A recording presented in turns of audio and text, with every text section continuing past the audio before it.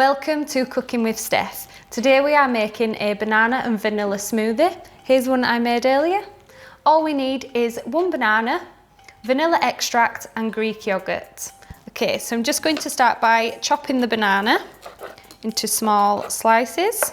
You can use any fruit if you prefer strawberries. Mango is just a great way to get one of your 5 a day into your children's diet. 300 ml of semi-skim milk, but you can use whatever milk you prefer. Teaspoon of vanilla extract and 80 grams of Greek yogurt.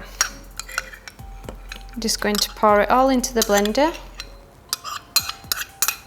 You can make this as thick or as runny as you like. Okay, on the blender it goes. Just blend for a couple of minutes, wait till it's nice and smooth.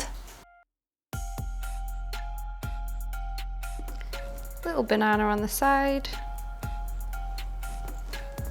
And there is your 5-minute banana and vanilla smoothie.